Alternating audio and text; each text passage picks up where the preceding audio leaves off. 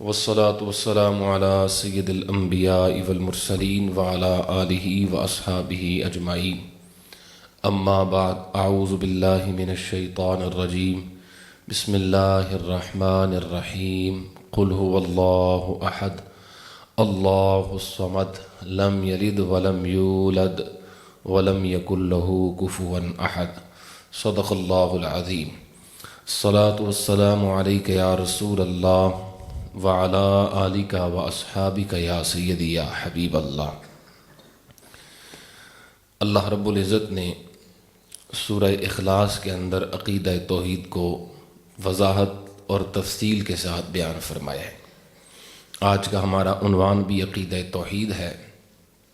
ائمہ تصوف اور ائمہ متکلمین کے نزدیک عقیدہ توحید کی دو تشریحات ہیں، آپ کی خدمت میں عرض کروں گا۔ احباب عزیز وقار، اللہ تعالیٰ ارشاد فرماتا ہے قل هو اللہ احد، اے محبوب صلی اللہ علیہ وسلم تم کہہ دو کہ وہ اللہ ایک ہے۔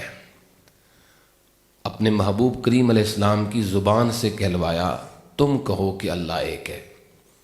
اللہ تعالیٰ خود بھی ڈائریکٹلی فرما سکتا تھا کہ میں ایک ہوں، انا اللہ احد، میں ایک ہوں، مگر کہا کہ تم کہو، فرمایا تم کہو، اس لیے کہ اللہ تعالیٰ کی پسند ہے، اس کی رضا ہے میری شان ہو اور میرے محبوب کی زبان سے ادا ہو۔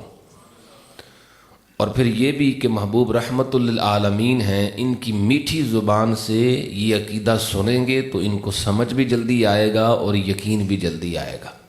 فرمایا آپ کہو، آپ انہیں بتاؤ کہ وہ اللہ ایک ہے۔ اللہ کا ایک ہونا، اللہ تعالیٰ کو ایک ماننا، اسی کو عقیدہ توحید کہتے ہیں۔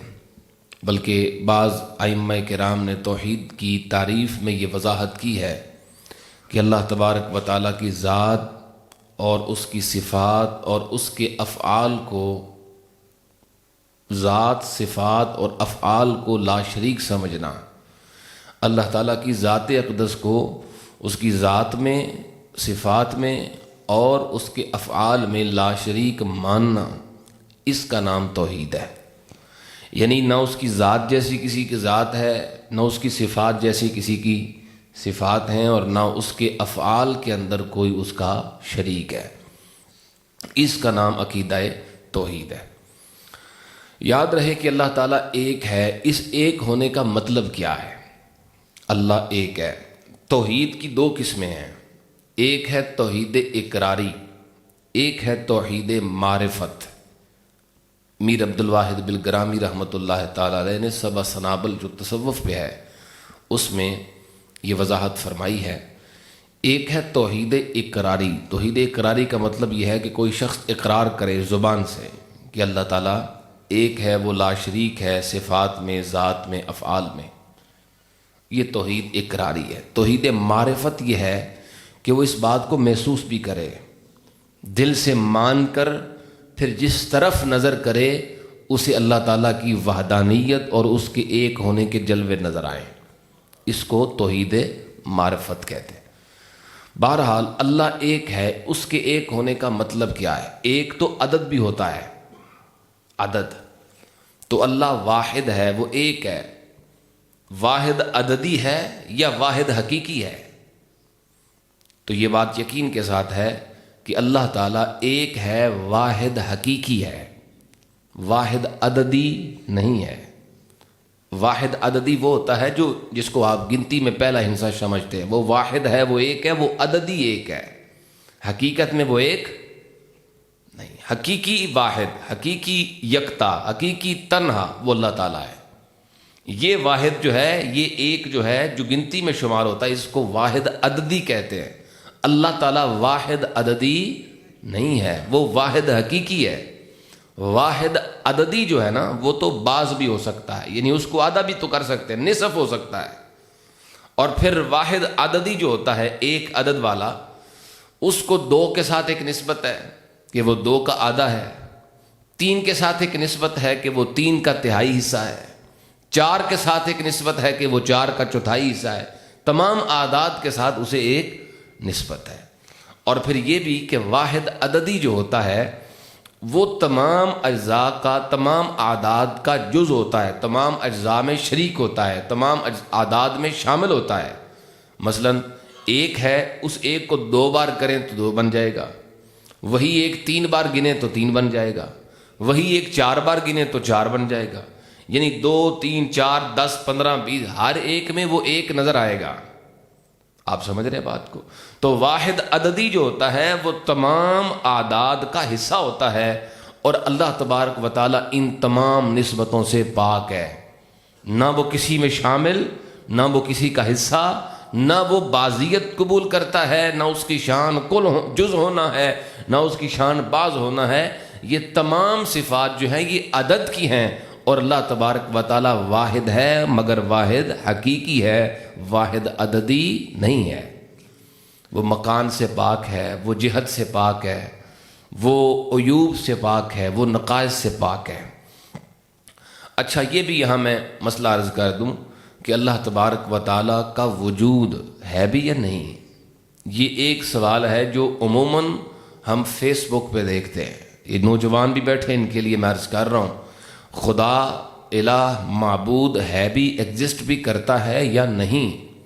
ایتھیزم، ملحدین جو ایتھیسٹس ہیں وہ یہ سوال عام طور پہ رکھ رہے ہیں کہ اللہ تعالیٰ معاذ اللہ الہ معبود ہے ہی کوئی نہیں، وجود ہی کوئی نہیں، یہ نظام کائنات خود بخود ہی چل رہا ہے۔ اس پہ میں عقلی کیونکہ سوال ہوتا ہے، وہ قرآن تو مانتے ہی نہیں کہ ہم کہیں وہ قرآن میں لکھا ہے اللہ تعالیٰ ایک ہے، تو قرآن تو انہوں نے ماننا ہی نہیں، حدیث تو ماننی نہیں، تو ان کے پاس ان کے لیے دلیل بھی عقل والی ہونی چاہیے۔ تو دلیل دیں گے انشاءاللہ، عقلی دلائل جو ائمہ فقہائے کرام نے ارشاد فرمائے ہیں، آپ کی خدمت میں ایک دو عرض کرتا ہوں۔ حضرت امام اعظم ابو حنیفہ رحمۃ اللہ تعالی علیہ کے بارے میں آتا ہے کہ آپ کا چونکہ مقابلہ تھا دہریوں سے، ملحدین سے، آپ کی مسجد شریف میں آ گئے اور آپ پہ اوپر حملہ کرنے کی کوشش کی، تو آپ نے جواباً ارشاد فرمایا کہ رک جاؤ، حملہ بعد میں کرنا، پہلے بات تو سنو، دلیل تو سنو۔ انہوں نے کہا کیا بات کرنی ہے؟ تو امام صاحب رحمۃ اللہ تعالی علیہ نے جواب میں یہ ارشاد فرمایا کہ ایک کشتی ہے، ساز و سامان سے لدی ہوئی ہے، کشتی بنی بھی خود بخود ہے، اس کے پھٹے خود بخود بنے ہیں، اس کے تختے خود بخود بنے ہیں، اور وہ کشتی خود بخود سامان سے لد گئی ہے، اور پھر پانی میں بھی خود بخود ہی آ گئی ہے، اور پھر خود بخود چل رہی ہے، کہیں پہ رک بھی جاتی ہے، کہیں پہ چل بھی جاتی ہے، کہیں پہ سلو بھی ہو جاتی ہے، کہیں پہ تیز بھی ہو جاتی ہے، خود بخود وہ اپنی منزل کی طرف بڑھ رہی ہے اور ایک ترتیب سے چل رہی ہے۔ وہ سارے ہنسنے لگے، کہنے لگے ہم نے تو سمجھا تھا بڑا امام ہے، یہ احمقوں والی باتیں بیوقوفوں والی کیوں کر رہے ہو؟ ایک کشتی خود بخود بن کیسے سکتی ہے؟ پھر چل کیسے سکتی ہے؟ سامان سے لد کیسے سکتی ہے؟ یہ کیا بات کر رہے ہو؟ کہیں چل جاتی ہے، کہیں رک جاتی ہے، خود بخود کیسے؟ کوئی تو ہوگا جو چلانے والا۔ فرمایا میں بھی تو یہی کہتا ہوں، جب کشتی خود نہیں چل سکتی تو کائنات کی ہستی کیسے چل سکتی ہے؟ کشتی چلانے کے لیے ملاح ضروری ہے، تو اس نظام کائنات کو چلانے کے لیے خدا ضروری ہے۔ یہی تو میں بھی کہہ رہا ہوں۔ کشتی سے اللہ تبارک و تعالیٰ کے وجود پہ دلیل ارشاد فرمائی۔ حضرت امام شافعی رحمۃ اللہ تعالی علیہ سے خلیفہ وقت نے پوچھا تھا، آپ ارشاد فرمائیے کہ اللہ تعالیٰ کے وجود پر عقلی دلیل کیا ہے؟ آپ کس چیز سے استدلال کرتے ہیں کہ الہ موجود ہے؟ تو حضرت امام شافعی رحمۃ اللہ تعالی علیہ نے ارشاد فرمایا مجھے تو سمجھ آتی ہے شہتوت کے پتے سے۔ کس سے؟ شہتوت کے پتے سے۔ جس طرف بھی نگاہ ڈورائیں اللہ تعالیٰ کی وحدانیت کے جلوے نظر آئیں گے، یہی تو توحید معرفت ہے۔ تو کہا مجھے شہتوت کے پتے سے سمجھ آ گئی۔ تو خلیفہ کہنے لگا وہ کیسے؟ تو امام شافعی نے فرمایا شہتوت کا پتا، اس پہ شہد کی مکھی بیٹھ جاتی ہے، وہ بھی اسے استعمال کرتی ہے، اس کو بکری بھی استعمال کرتی ہے، اس کو ہرن بھی استعمال کرتا ہے، اسی شہتوت کے پتے کو ریشم کا کیڑا بھی کھاتا ہے۔ ایک ہی میٹیریل ہے، ایک ہی درخت سے اگا ہوا ایک ہی طرح کا پتا ہے، مگر کھانے والے مختلف ہیں۔ مگر میرے رب کی شان ہے، شہد کی مکھی استعمال کرے تو شہد بنتا ہے، ریشم کا کیڑا کھائے تو ریشم بنتا ہے، بکری کھائے تو مینگنی بنتی ہے، اور ہرن استعمال کرے تو اس کی ناف کے اندر وہ نافہ اور کستوری جو ہے وہ پیدا ہو جاتی ہے۔ ایک ہی میٹیریل سے جو مختلف چیزوں کی تخلیق فرماتا ہے وہی تو میرا خدا ہے۔ شہتوت کے پتے سے آپ نے دلیل ارشاد فرمائی۔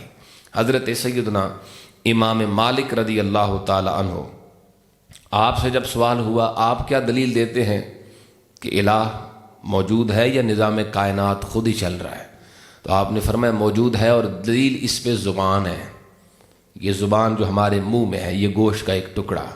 آپ فرماتے ہیں یہ دلیل ہے۔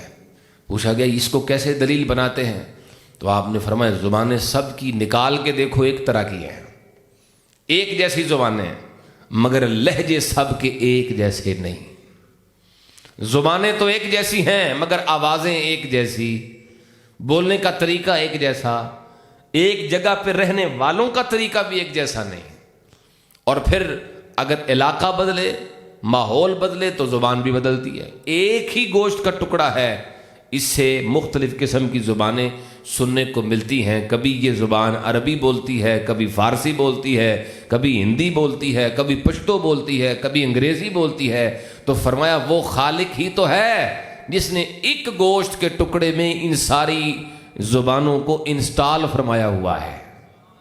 آپ کیا سمجھتے ہیں کمپیوٹر کے اندر یہ جو بچے بیٹھے ہیں، کمپیوٹر کے اندر جو بھی زبان آپ نے انسٹال کرنی ہے وہی اس پہ آپ ٹائپ کر سکتے ہیں۔ انسٹال نہیں کریں گے تو ٹائپ نہیں کر سکتے، پہلے ڈاؤن لوڈ کر کے اس کو انسٹال کرنا پڑتا ہے۔ کوئی بھی نئی زبان، مثلا آپ نے اردو لکھنی ہے تو پہلے اردو کی بورڈ اس میں انسٹال کرنا پڑے گا، اردو لینگویج اس میں انسٹال کرنی پڑے گی، پھر وہ اردو لکھے گا، نہیں تو نہیں لکھے گا۔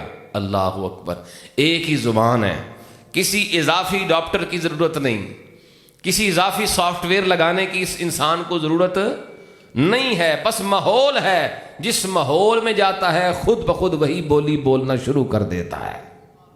یہ اللہ تبارک و تعالیٰ کی قدرت پہ دلیل ہے۔ کیا خیال ہے کبھی ایسا ہوا کہ ایک بچہ انگریزوں کے گھر پیدا ہوا تو اس میں وہ لے گئے ہوں کسی دکان پہ، کسی سینٹر میں، جناب اس میں انگریزی انسٹال کر دیں؟ کبھی ایسا ہوا کہ پشتونوں کے گھر بچہ پیدا ہوا اور وہ لے گئے ہوں جناب اس میں پشتو انسٹال کر دیں، نیا بچہ آیا ہے تو ہمارے پاس نہیں نہ ہوا؟ اللہ تعالیٰ کی قدرت ہے، جس ماحول میں بچہ آتا ہے زبان اللہ تبارک و تعالیٰ نے پہلے ہی اسے سکھائی ہوئی ہے، اس کی زبان پہ خود بخود وہ جاری ہو جاتا ہے۔ امام احمد بن حنبل رضی اللہ تعالیٰ عنہ، آپ سے سوال کیا گیا آپ بتائیے کس بات کو دلیل بناتے ہیں کہ الہ موجود ہے؟ امام احمد بن حنبل فرمانے لگے مجھے ایک قلعہ یاد آتا ہے اور وہ دلیل ہے اللہ تعالیٰ کے وجود پر، اور وہ قلعہ ایسا ہے کہ اس کے باہر چاندی ہے، اس کے اندر سونا ہے، پہلے چاندی ہے پھر اندر سونا ہے، اور وہ بند قلعہ ہے، نہ ہوا جا سکتی ہے نہ ہوا نکل سکتی ہے، ایسا بند ہے کہ سوئی کے نکے کے برابر بھی اس میں سوراخ نہیں ہے، نہ ہوا اندر جا سکتی ہے نہ ہوا باہر نکل سکتی ہے، مگر جب اس قلعے کی دیواریں پھٹتی ہیں تو اندر سے زندہ جاندار پیدا ہو جاتا ہے۔ وہ ایک قلعہ ہے، وہ خدا کے ایک ہونے پہ، اس کے موجود ہونے پہ دلیل ہے۔ تو پوچھا گیا حضور سمجھ نہیں آئی کس قلعے کی بات کر رہے ہیں؟ تو آپ نے فرمایا تم انڈے کو نہیں دیکھتے، انڈا ایک بند ہے، پہلے چاندی یعنی سفیدی ہے، پھر سونا یعنی زردی ہے، بند دیواریں ہیں، ہوا جا نہیں سکتی، نکل نہیں سکتی، آکسیجن کراس نہیں کر سکتی، مگر جب پھٹتا ہے تو اندر سے زندہ جاندار پیدا ہو جاتا ہے۔ تو فرمایا وہ خالق ہی تو ہے جو زندہ جاندار۔ ویسے ہر انسان کے اندر دل میں کہیں یہ بات موجود ہوتی ہے، چاہے وہ اقرار کرے یا نہ کرے، چاہے وہ اللہ تعالیٰ کو مانے یا نہ مانے۔ اس پہ میں زور اس لیے دے رہا ہوں، میں اکثر یہ بات کرتا رہتا ہوں، اس وقت ہمارے کالجز یونیورسٹیز میں بہت بڑا ایک فتنہ ہے کہ بچوں کو ایتھیسٹ بنایا جاتا ہے، ان کے ذہنوں میں شکوک اور شبہات پیدا کیے جاتے ہیں۔ خود بہت بڑے بڑے پروفیسر ایتھیسٹ ہیں پاکستان میں، ملحد اور دہری ہیں، جو نماز بھی شاید پڑھ ہی لیتے ہیں مگر یہ بھی کہتے ہیں کہ خدا ہے ہی کوئی نہیں۔ اس لیے وہ عقلی دلیل پوچھتے ہیں، عقلی طور پہ بتاؤ، تو پھر ہم بھی حق رکھتے ہیں سوال کرنے کا۔ یہ جو میں نے آپ کی خدمت میں عرض کی ہے یہ سوال ہم بھی کر سکتے ہیں، وہ بتاؤ کیسے چل رہا ہے نظام کائنات، زندگی شروع کیسے ہوئی تھی؟ جب تم نہیں تھے، تمہارے باپ دادا نہیں تھے، وہ حضرت آدم تک کائنات شروع نہیں ہوئی تھی، تو بتاؤ بن کیسے گئی تھی؟ یہ کہتے ہیں خود بخود بن گئی تھی۔ بگ بینگ ان کی ایک تھیوری ہے، دھماکہ ہوا کائنات بن گئی۔ اتنی ایکوریٹ نظام والی کائنات خود بخود کیسے بن سکتی ہے؟ یعنی اب دیکھیں سورج اور چاند چل رہے ہیں، اپنے مدار پہ چل رہے ہیں، کبھی ان کا ایکسیڈنٹ ہوا؟ کبھی ٹکرائے آپس میں؟ نہیں، ٹکرا بھی نہیں سکتے۔ کیوں نہیں ٹکرا سکتے؟ اللہ فرماتا ہے للشمس ینبغی لها ان تدرک القمر، اللہ فرماتا ہے سورج میں یہ جرت ہی نہیں کہ وہ چاند کو پکڑ سکے۔ اب یہ بات تو وہی کر سکتا ہے نا جس نے بنایا ہے، جس کو پتہ ہی نہیں کسی نظام کا، وہ کیسے گارنٹی دے سکتا ہے؟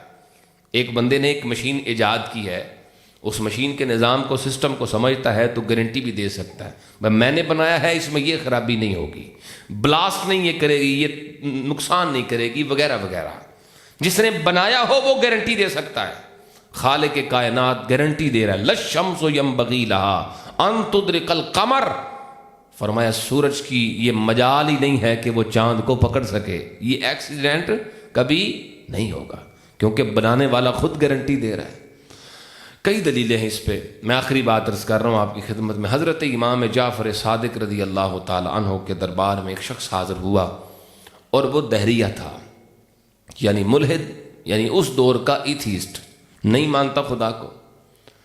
امام صاحب رحمۃ اللہ تعالی علیہ کی بارگاہ میں آیا اور کہنے لگا کہ میں ایتھیسٹ ہوں، آپ کے خدا کو نہیں مانتا، خدا ہے ہی کوئی نہیں، نظام کائنات خود بخود ہی چل رہا ہے۔ امام صاحب رحمۃ اللہ تعالی نے فرمایا یہاں کیسے پہنچے ہو؟ سمجھانے کا طریقہ، یہاں کیسے پہنچے ہو؟ اس نے کہا جی کشتی میں پہنچا ہوں۔ آپ نے فرمایا سچ بتاؤ، جب تم کشتی میں بیٹھے یہاں تک پہنچنے میں کوئی مشکل پیش آئی؟ اس نے کہا جی بالکل آئی، رستے میں طوفان آیا تھا۔ اچھا پھر کیا ہوا؟ میری کشتی ٹوٹ گئی تھی۔ پھر کیا ہوا؟ کہا پہلے ٹوٹی ہوئی کشتی کے سہارے چلتا رہا، پھر جب وہ بھی اس کے تختے جدا ہونے لگے تو ایک تختے پہ بیٹھ گیا، اس تختے پہ میں سوار ہو کے سفر کرتا رہا۔ پھر ایک وقت آیا کہ وہ تختہ بھی مجھ سے چھوٹ گیا، پھر خود بخود سمندر کی لہروں نے اٹھا کے مجھے کنارے پہ پھینک دیا، اور میں بڑی مشکل سے آپ تک پہنچا ہوں۔ امام صاحب نے فرمایا اچھا مجھے بتاؤ، جب تم کشتی میں سوار تھے تو یقین کس پہ تھا؟ اس نے کہا جی یقین کشتی پہ تھا، لے جائے گی۔ اچھا جب کشتی ٹوٹ گئی تو یقین کس پہ تھا؟ اس نے کہا جی تختوں پہ کہ یہ تختے مجھے بچا ہی لیں گے۔ کہا جب تختوں میں سے ایک تختہ بچ گیا تھا پھر کس پہ یقین تھا؟ کہنے لگا وہ جو ایک بچ گیا تھا اسی پہ یقین تھا۔ اچھا جب وہ بھی چھوٹ گیا تھا تو پھر کس پہ یقین تھا؟ جب تمہارے پاس نہ کشتی تھی، نہ ٹوٹا ہوا میٹیریل تھا، نہ اس کا کوئی تختہ تھا، تو بتاؤ دل میں کیا تھا؟ سچ بولنا، دل میں کیا تھا؟ اس نے کہا دل میں یہی تھا کوئی ہے جو مجھے بچانے والا ہے۔ مانتا نہیں ہے، اس نے سچی بات کی، اس نے کہا ہاں اس وقت میرے دل نے کہا کوئی ہے جو مجھے بچائے گا، اور سمندر کی لہروں نے اٹھا کے مجھے پھینک دیا۔ جب اس نے یہ بات کی نا، کوئی دل میں خیال آیا کوئی ہے طاقت جو مجھے بچائے گی۔ آپ نے فرمایا وہ جو تجھے بچا رہا تھا وہی تو میرا خدا ہے۔ بس یہ بات اس نے سنی، سمجھ کی بات ہے، اس کی ذہن میں بات اتری، فوراً قدموں میں گرا اور کلمہ پڑھ کے دائرہ اسلام میں داخل ہو گیا۔ احباب ذی وقار، اللہ رب العزت کی توحید کے جلوے ہر طرف ہیں، بس غور کی ضرورت ہے۔ جو ہم کائنات کی جس چیز پہ بھی غور کریں، ہمیں اس سے اللہ تبارک و تعالیٰ کے وجود کے، اس کے ہونے کے دلائل ملتے ہیں، اس کی توحید کے جلوے نظر آتے ہیں۔ یہ جو آپ دیکھتے ہیں آج ایک لفظ بڑا عام ہے ڈی این اے، یہ جو سنتے ہیں ڈی این اے، سائنسدان کہتے ہیں کہ ڈی این اے جو ہے یہ بک آف لائف ہے، یہ زندگی کی کتاب ہے، اس میں آپ کی زندگی کی تمام انفارمیشن انسٹالڈ ہے۔ ایک بندے کا ڈی این اے ٹیسٹ کرے تو اس کی ساری ہسٹری کھول کے سامنے آ جاتی، اس کی آنکھوں کے اندر کون کون سے رنگ ہیں یہ بھی بتائے گا، اس کے بالوں کے اندر کیا سسٹم ہے، کیا کون سے رنگ ہیں، سارا کچھ بتائے گا، پوری ڈیٹیل زندگی کی وہ اس ڈی این اے کے اندر ہے۔ اور یہ ڈی این اے بندہ مر جائے یہ نہیں مرتا، بندہ ختم ہو جائے یہ ٹیسٹ پھر بھی ہو سکتا ہے۔ کمال کی بات ہے، یہ بک آف لائف، یہ زندگی کی کتاب، اتنی بڑی کتاب۔ اب یہ میرے سامنے ایک کاپی ہے، یہ کتاب ہے، کیا ایسا ممکن ہے یہ درخت سے بنی ہے، درخت خود بخود کٹ جائے، خود بخود اس سے میٹیریل تیار ہو، خود بخود اس سے کاغذ بن جائے، خود بخود اس میں پرنٹنگ ہو جائے، لائنیں بن جائیں، خود بخود اس پہ لکھا جائے، کیا ایسا ممکن ہے؟ خود بخود یہ کتاب بن جائے ممکن ہے؟ نہیں ہے۔ جب ایک کتاب 10 صفحوں کی خود بخود نہیں بن سکتی تو یہ زندگی کتاب، زندگی کی کتاب، بک آف لائف جسے انگریز کہتا ہے، یہ پوری ہسٹری انسان کی ڈی این اے کی شکل میں یہ خود بخود کیسے بن سکتی ہے؟ سو نظام کائنات خود بخود نہیں چلا ہے، یہ کوئی تو ہے جو نظام ہستی، کوئی تو ہے جو نظام ہستی چلا رہا ہے۔